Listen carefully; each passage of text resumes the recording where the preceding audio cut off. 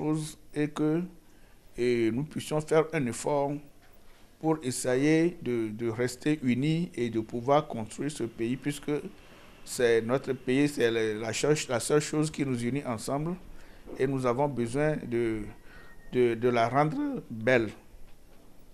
Donc ça va quand même du bonheur de chacun de nous. Je ferai en sorte que les gens soient heureux sur le plan matériel, financier et que chacun ait quand même une notion de spiritualité pour pouvoir bien se conduire dans ce pays.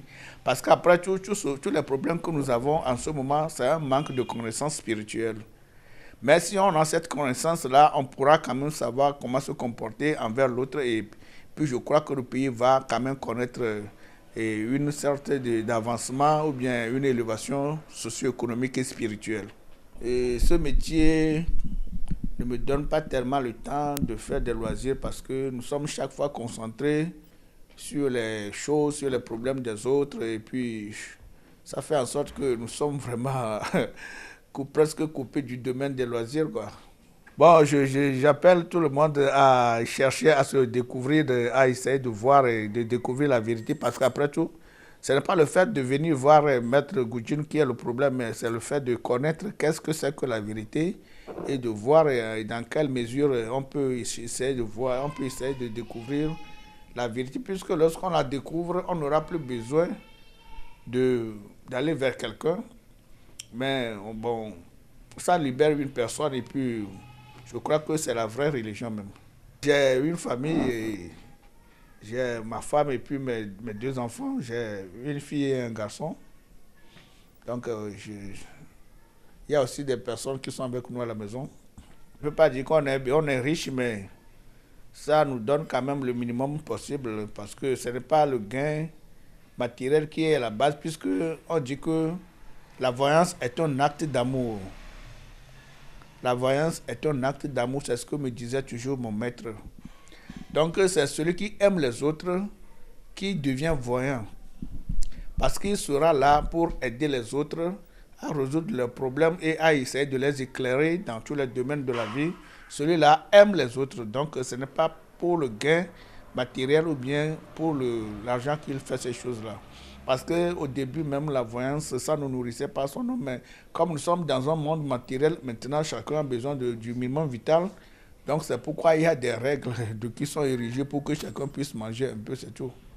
Bon, il y a des gens qui viennent me voir, ils disent qu'ils n'ont rien, ils n'ont rien. Moi, je les consulte quand même. Mais je leur dis que comme vous n'avez rien, je peux vous consulter, mais pour faire les travaux, qu'est-ce que vous ferez? Il faudra quand même faire l'effort nécessaire pour quand même s'engager dans les travaux. Parce que les travaux sont aussi un peu coûteux, donc ça demande d'engagement financier. Arrivé à un certain niveau de conscience, vous avez tout. Donc le fait de solliciter la chose, le fait de désirer la chose en vous-même déjà crée cette chose-là. Et vous allez voir que vous avez une certaine facilité d'avoir les choses que vous voulez. Mais c'est un état de conscience. On peut l'acquérir par les pratiques spirituelles. La méditation, par exemple, vous permet d'avoir cet état de conscience. Il y a la méditation dans les cours de la parapsychologie, donc c'est toute une panoplie de disciplines là-bas. C'est Madame Gouzine Henriette, revendeuse. Mon mari est un homme gentil, simple et généreux. Le fait qu'il soit voyant ne me gêne pas, mais au contraire, ça m'aide dans mes activités. Ça m'aide dans ce sens que, comme il est voyant, s'il va arriver quelque chose, il sait d'avance et il contrecarre. Son défaut, c'est qu'il concentre son temps beaucoup pour ce travail. Le matin, c'est la consultation jusqu'aux 13 heures. Le midi, quand il prend son déjeuner, automatiquement, il prépare les travaux. La nuit, c'est les travaux.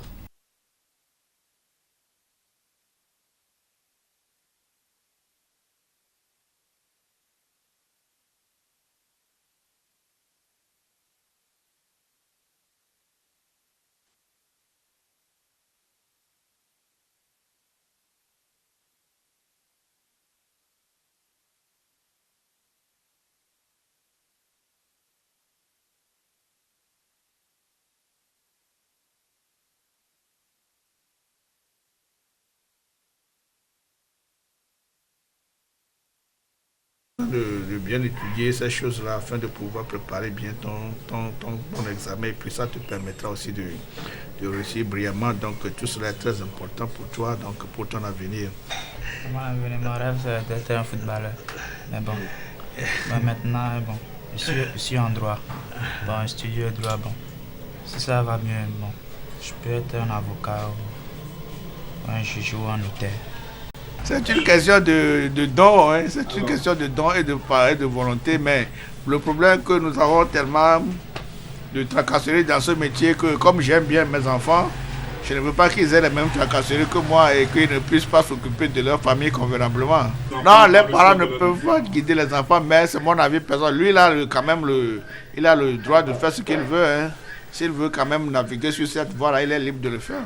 Et je vois quand même un avenir heureux pour lui. Bon. J'ai des révélations sur sa vie, mais je n'aime pas dire ces choses-là comme ça pour qu'il fasse la grosse tête. Mademoiselle Boudine Yvette, la fille de Maître Boudine. Je suis hôtelière. Il est rigoureux, mais il est gentil aussi.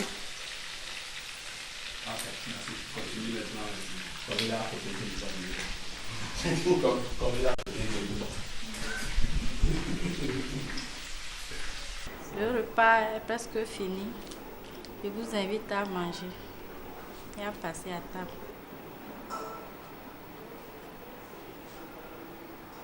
Lorsqu'on désire quelque chose, et si on s'y met d'une manière ardente, on y arrive toujours.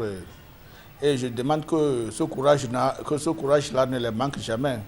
Donc lorsqu'ils désirent quelque chose, ils n'ont qu'à s'y mettre sérieusement, avec beaucoup de persévérance, et ils vont atteindre leur objectif. C'est la même expérience que moi aussi j'ai faite lorsque je désirais atteindre ce niveau. Je me suis mis dedans et j'ai réussi à atteindre l'objectif que je me suis donné. Alors bon courage à tout le monde.